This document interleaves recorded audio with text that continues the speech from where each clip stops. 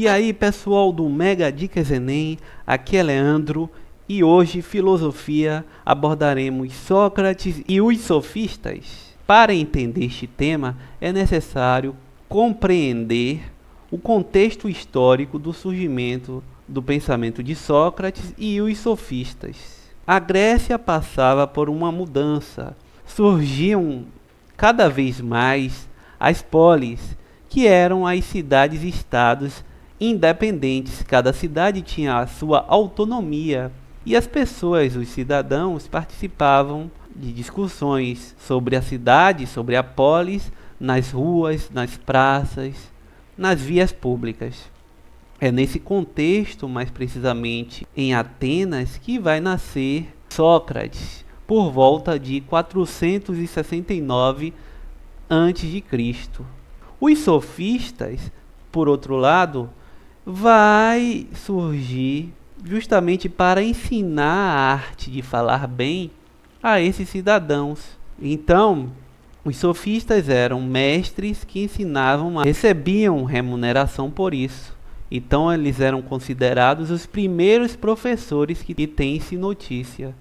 Já Sócrates não recebia pelos seus ensinamentos e até questionava sobre o seu fazer, pois se considerava um instigador de ideias. Sócrates não é o primeiro filósofo, porém ele é considerado por muitos o pai da filosofia, justamente pela sua relevância, sendo que os primeiros filósofos vão tratar sobre a natureza, sobre a física, sobre o cosmo, o universo. Já Sócrates vai mudar o eixo. Juntamente com os sofistas, eles vão falar sobre as questões humanas. A filosofia muda de eixo, passando de um estudo da natureza para um estudo do homem, um estudo antropológico. Por isso, na história da filosofia é dividido em pré-socráticos, aqueles que desenvolveram um pensamento relacionado à natureza, e socráticos, aqueles que, a partir de Sócrates, começaram a falar sobre as questões do homem, as questões éticas, as questões políticas. E os pós-socráticos, aqueles que foram influenciados por Sócrates, pelos pensamentos dos seus discípulos.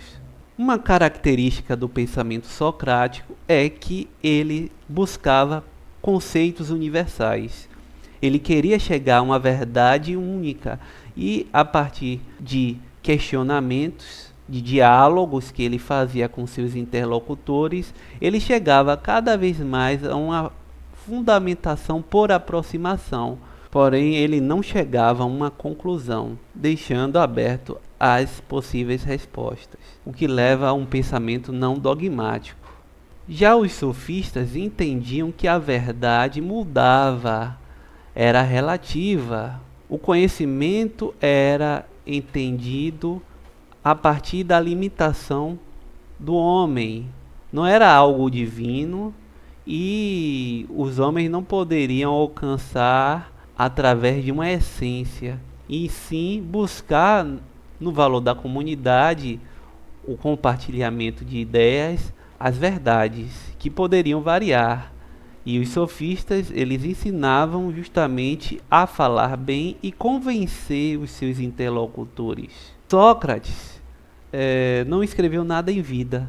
O que temos dele são relatos de seus discípulos. No caso, Platão, seu discípulo principal, Xenofonte, que também foi seu discípulo, uma comédia de Aristófanes, porém satiriza Sócrates e não traduz fielmente a ideia do pensador, e Aristóteles, que não conheceu Sócrates, porém fez um levantamento de dados, relatos em seus livros sobre Sócrates. Nos livros de Platão, sempre aparece como figura principal Sócrates. É até difícil saber quais são as ideias de Sócrates e as ideias de Platão. No entanto, os historiadores da filosofia entendem que os textos da juventude de Platão traduzem mais as ideias de Sócrates. Sócrates vai questionar as ações humanas, então o enfoque maior dele são as questões morais. E ele, a partir do seu diálogo e da refutação de argumentos dos seus interlocutores, a ironia e o fazer refletir, ele vai desenvolver no seu interlocutor a ideia que estava oculta. Então, Sócrates se considera um parteiro, assim como sua mãe, que era parteira, ele se dizia parteiro de ideias. A atividade que ele fazia tinha como nome a maêutica, que significa parto de ideias. Este era o método utilizado para que nascesse no sujeito a ideia que estava contida nele mesmo. Daí que a frase que está contida no templo de Apolo, conhece-te a ti mesmo, traduz muito da vida e das atividades de Sócrates. As consequências disso foram várias. Muitos interlocutores ficavam embaraçados com os questionamentos de Sócrates, porque ele levava ao sujeito perceber sua ignorância. Outros ficavam admirados.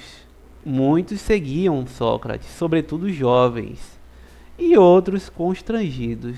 É por conta disso que em 399 Sócrates foi condenado pela sociedade ateniense, e ele optou aceitar a pena do que negar suas próprias ideias. Então ele toma a cicuta, um veneno que o leva à morte. Seus ensinamentos vão marcar muito Platão, que vai entender que a sociedade ateniense foi injusta com um homem que era considerado o homem mais sábio, segundo o oráculo de Delfos. Sua filosofia, a platônica, vai falar justamente da justiça na cidade e vai apontar como inimigo de ideias os sofistas, que eram relativistas.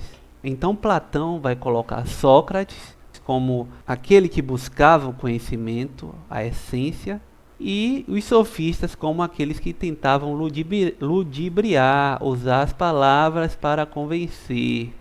Daí que a atividade dos sofistas, a sofística, foi considerada por muito tempo como algo negativo, porque tínhamos apenas ou mais como referência as ideias de Platão. Hoje os pensadores mais atuais já dão um valor histórico e filosófico aos sofistas.